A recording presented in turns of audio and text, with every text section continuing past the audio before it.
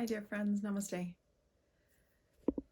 So, today there is an amazing snowstorm that is happening here, and it brings me to share with you about the gift of Rutucharya, seasonality, and also this time of Kapha, this Kapha season.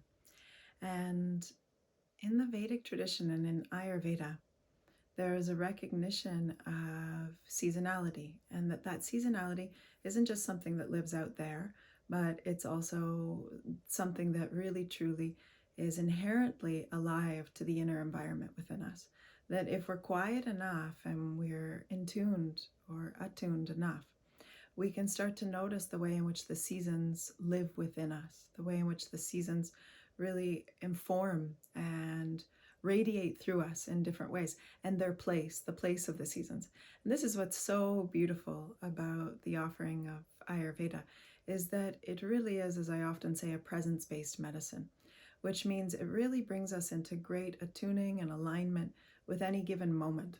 And in that same way, it has this reverence and honoring for the way in which nature goes through her own tides of change, and the way in which our nature and our inner environment goes through its own tides of change. And so seasonality is something that is a important understanding from Ayurveda, because the more we come to understand the seasons as they live in the seeming external environment, and the more we come to understand those seasons in their impact in our internal environment, the more we're going to find that our years and our days are going to have harmony and balance and find their own flowing rhythm. And so, in that way, this season now, the late winter season that we might be able to call it, especially here in the Northern Hemisphere and here in Canada, this season is presided over by specific elements and a specific dosha, which is Kapha Dosha and the elements of earth and water. In Ayurveda, we speak to the understanding that there is a season in which each one of the doshas starts to accumulate in the environment and in our environment, and a time when that dosha, the next season, when it can come to actually aggravate in our environment and in the larger environment, and a time when the next season, when that dosha finds its own pacification, it finds its own alleviation. And all the doshas and the elements go through these tides of accumulating and then aggravating or coming into a culmination, a fullness, and then also falling away or pacifying. And we see that throughout the movement of the year, no matter where we are in the world. This naturalness of nature, of Prakriti, seems to be very apparent. And sometimes in places like Canada, the environmental seasons are much more clear, if we can say it in that way. In other places, they're a little bit more soft, those transitions and changes. But here, as we come into the later time of winter, what we see is that there starts to be an accumulation in the environment and within us of the water and the earth elements. And what does that bring with it? Why does nature offer that? And this is really important. It's no mistake. Nature is offering this time for a reason. And it offers this time after we've had a more windy season of Vata in the fall and also the early winter. We have windy, dry, cold. And now what we start to get in the later winter is we get more of a moist, dense cold. So it can still be cold, but there's a density to it and a moisture to it. We need the moisture after all of that dryness. And we also need more of that density, that feeling of earthiness and stability after all the air and the windiness that might have been coming up in the earlier seasons. This really helps to allow us to feel settled and grounded and stable, and to feel calm and peaceful in many ways. And it allows the environment also to hibernate, to find its density before it's going to move towards spring and blossoming and then summer and extroversion. You see, there's no mistake in any of this. So to really be in alignment with this season means to enjoy the sense of hibernation and to enjoy the sense of stability and groundedness that comes with this time. The only thing is that if we're already over enjoying that within our system, what we might see is that a time like this, and then also the timing of spring, can actually over inundate us with these energies and these elements of earth and water. And if we get an over inundation, what starts to happen is we feel overly dense. We feel overly heavied. We feel overly grounded and stable. And is that even possible? Well, it can be, to the point that this starts to feel like an imbalance. And an imbalance of that can be felt in the body, but can also be felt in the mind and felt in our heart, felt in our emotional fabric as well. And what that can feel like in the late winter and then moving into spring can really become an aggravation, is that we can start to feel heavied in our bodies, water retention, weight retention, colds and flus and mucus retention and expression can start happening in our bodies. Sluggishness in our digestion and sluggishness also in our elimination. So everything feeling overly dense and heavied in our bodies, in all the systems of our bodies. And then we can also start to feel this emotionally and mentally. So it can almost be like we feel the heaviness of grief, or we feel the heaviness of depression. We feel the heaviness of lethargy. Those things can start to become heavied if we're misaligned with this time. If we don't have the tools that Ayurveda offers us and life offers us to know how to move with this time in an alignment, to enjoy it, but not to be over inundated or overfilled by it. And on a mental level, we can start feeling this heaviness as lethargy, feeling unmoved, feeling on many levels untouched and maybe numb or withdrawn. And also, again, feeling that sense of depression and inertia that can come with this time, real lack of motivation. And so if these qualities start to rise in our being, it's showing us that we're not really in alignment and savoring of the season, but on some levels, it's gotten really deepened in our system and it's led to an imbalance.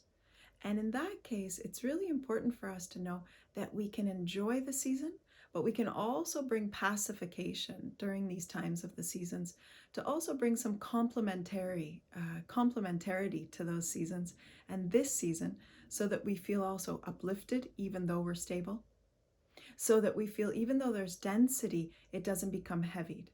It becomes a density that brings stillness and brings quietude and brings a sense of secure stability. And yet at the same time, we feel joyful and actualized and enacted for our lives. It feels like we can still be motivated.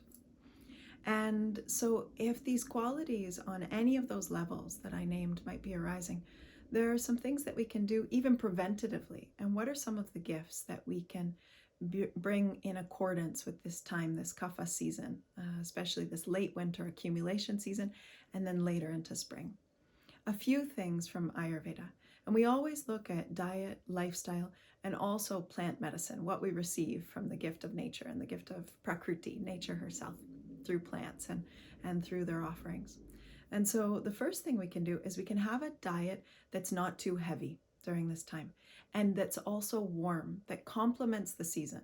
So not overly moist, not cold, not slimy or slippery. We avoid all of those things. So think about warm. We can still have soups and stews, but warm and more cleansing for the system. Not a lot of oil or a lot of heaviness to them. Not tons and tons of grains or things that feel very, very heavy in the body. Warm still, and we might still have our oatmeal or our rice or these kinds of things, but making sure that it's not overly focused on comfort foods, and especially processed heavy foods during this time, or a lot of dairy foods during this time can increase mucus. So instead, you want to think of foods that are warming, that bring warmth to the body and warmth to the digestion, but also that are more plant-based and also bring some warmth in their spicing. So warmth in their spicing might look like ginger or a bit of cayenne or black pepper, turmeric. All of these are cleansing and warm in nature as well. Even our Kapha spice mix at Rasa Ayurveda is a wonderful one that you can use as a digestive tonic, but you could also integrate in your dishes and in your food. So think about bringing those qualities during this time into your diet. Even small daily rituals like having a lemon ginger tea is a wonderful way, with a little bit of honey, to bring clearing to the channels and warmth into the system that really helps to balance Kapha energies. And then we can also come to our lifestyle. During this time, of course, it can be wonderful to cocoon and to respite and to take some time to really be with ourselves in some hibernation, but not too much. To also pacify this by making sure that we're getting these denser energies moving. And how do we do that? One of the ways we can do this, of course, is through exercise. So, as we say in Ayurveda, having daily movement or daily exercise can be correspondent to your dosha, your prakriti, your nature, but also to the season. So, implement an exercise routine or also some yoga if you have been in some way slipping away to that during the winter time. It's a great time to restart this. It's also a really good time to start to join some new things, fresh things, to bring fresh energy into our realms, especially if we're starting to feel overly cocooned. And that can be with a little more extroversion, like connecting to new groups or new clubs or new hobbies, things that get us out there, not just entirely withdrawn or internal. You see, it's again about both honoring the energies of the season, but also bringing things that pacify.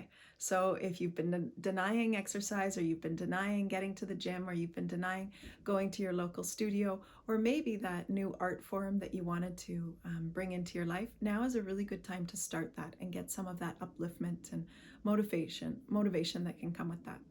And even in our yoga practice, bringing some practices that are more opening, expanding, and also uplifting. So things like Bhastrika or Kapalabhati Pranayama, or also heart-opening asanas or inversion asanas can be wonderful to implement during this time of the Kapha season. And then as far as the way in which we are receiving through the five senses plant medicine or herbalism, there are such specificities to this. So when I work individually one-on-one with people, of course, we have to look at the unique environment of each person and what we suggest. But just as I said before, using warming spices, kitchen medicine, even boiling chai tea or our tulsi herbal chai that we have here at Rasa Ayurveda, it's a wonderful one to drink during this kapha season. It clears the channels, it clears and can rid the body of ama, of excess holding and toxicity that might be in the system. It's a decongestant, so any mucus can be moved. And all the spicing that's in that, all the masala, is a wonderful exemplification of the kind of kitchen medicine and kitchen herbalism that we want to implement during this time. Even in the space, the way in which the chai tea can infuse the space with those warm fragrancings of cinnamon and of cardamom and of star anise, etc. These are all wonderful, as well as tulsi.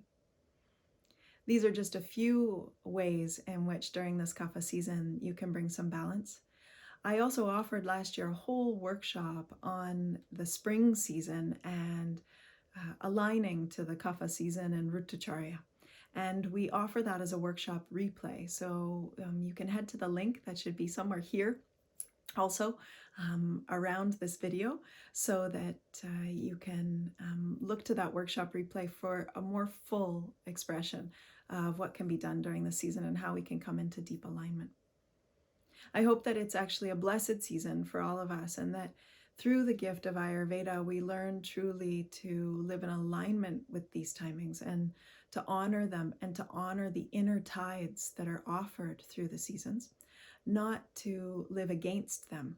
Really, in that way, to come into deep harmony and deep intimacy with nature and with what's being offered us and offered to us. And in that way, we will start to notice that there's more radiant healthfulness and a gentle abiding that brings this healthfulness in an effortless way. So to our bodies, but also emotionally and mentally. So I hope this is a blessing of health, of great swasta to each and every one of you. And we'll see each other again so soon. Namaste.